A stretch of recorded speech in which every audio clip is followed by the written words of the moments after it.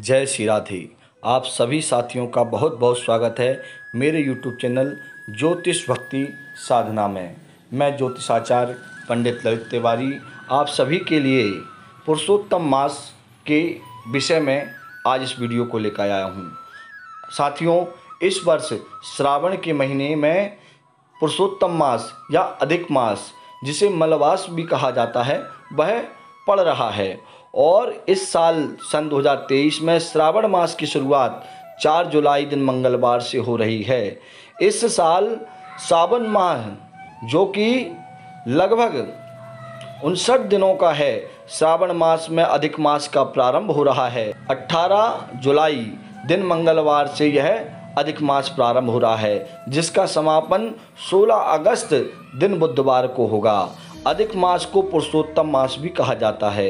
इस वर्ष सावन 4 जुलाई से शुरू होकर 31 अगस्त गुरुवार को समाप्त होगा। पुरुषोत्तम मास में भगवान विष्णु की पूजा करने से सभी मनोकामनाएं पूर्ण होती हैं। वहीं इस मास में शुभ कार्य वर्जित हो जाते हैं और अनेक प्रकार के शुभ कर्म जैसे विवाह, उपनयन या गृहारंभ आदि कार्य को इस श्रावण मास में वर्जित कर दिया जाता है। क्या है पुरुषोत्तम मास या अधिक मास? पुरुषोत्तम मास या फिर अधिक मास का सनातन धर्म में बहुत महत्व होता है। इस मास में किसी भी तरीके शुभ कर्म जो प्रथम बार करने जा रहे हैं वह नहीं किए जाते हैं। मान्यता है कि पुरुषोत्तम मास में षष्ठी के पालनकर्ता भगवान विष्णु नारायण की पूजन किया विशेष महत्व है। पुरुषोत्तम मास में अगर भक्तगण पूरे मन से भगवान विष्णु नारायण की आराधना करें तो उनकी मनोकामनाएं पूर्ण होती हैं। पौराणिक कथा है कि जिस महीने में सूर्य नारायण अपनी राशि नहीं बदलते वह महीना मलिन हो जाता है, जिससे इस माह का स्वामी बनने से सभी देवताओं ने अस्वीकार कर दिया था। फिर भगवान विष्णु ने इस माह को अपनाया और उसके स्वामी बन गए। षष्ठी के पालन करता भगवान विष्णु नारायण जो पूरी षष्ठी का पालन करते हैं, इस माह में भगवान विष्णु की पूजन करने से विशेष शुभ फल प्राप्त होता है। इस मास में भगवान विष्णु को प्रसन्न करने के लिए घी की अखंड दीप जलाएं। इस मास में भूमि दान करने से भी बहुत अत्यधिक पुण्य फल प्राप्त होता है। भूमि दान करने के लिए या उसी के समान पुण्य अर्जित करने के लिए आप लोगों को 33 मालपुए बना करके उन्हें एक ताम्र पात्र में रखकर किसी सत्पात्र ब्राह्मण को या पुण्य क्षेत्र में जाकर के दीप दान के साथ उसके दान करना चाहिए, जिससे भूमि दान जैसा ही शुभ एवं पुण्य फल प्राप्त होता है। अब हम जान लें कि इस पावन मास में हमें क्या करना चाहिए। तो यह मास धर्म और कर्म के लिए बहुत ही उपयोगी है।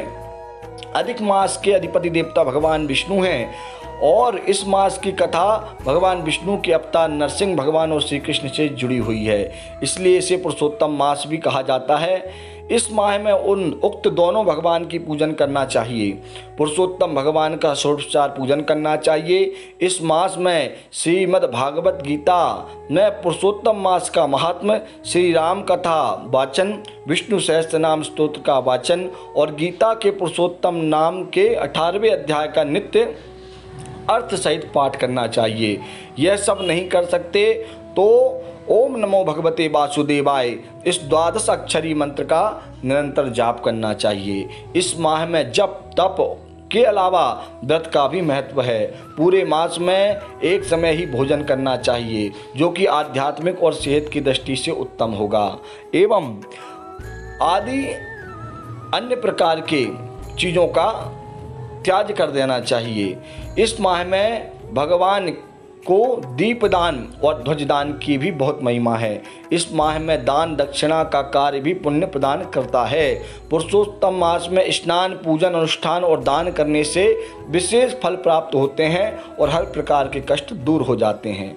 इस माह में विशेषकर रोग निवृत्ति के अनुष्ठान, ऋण चुकाने का कार्य, शल्य यानी कि ऑपरेशन आदि कार्य, संतान को जन्म संबंधी कार्य, सूजन अथवा गर्भाधान पुंसवन सीमांत जैसे संस्कार किए जा सकते हैं। इस माह में यात्रा करना, साझेदारी के कार्य करना, मुकदमा लगाना, बीज बोना, वृक्ष लगाना, दान देना, सार्वजनिक हित के कार्य करना, सेवा कार्य करने में किसी प्रकार का कोई भी दोष नहीं है। यह सब कार्य आप कर सकते हैं, परंतु ऐसे कार्य जिन्हें आप पहली बार कर रहे हैं, जैसे किसी तीर्थ यात्रा पे प्रथम बार जा रहे हैं, या कोई व्रत प्रथम बार प्रारंभ कर रहे हैं, या विवाह आदि कर्म हैं, तो उन कर्मों को नहीं करना चाहिए। बाकी भगवान नारायण का पूजन, उनकी आराधना, उनकी कथा का श्रवण, यह सभी कार्य आप इस पुरुषोत्तम मास में बड़े विधि विधान के साथ कर सकते हैं, जिससे भगवान नारायण की प्रसन्नता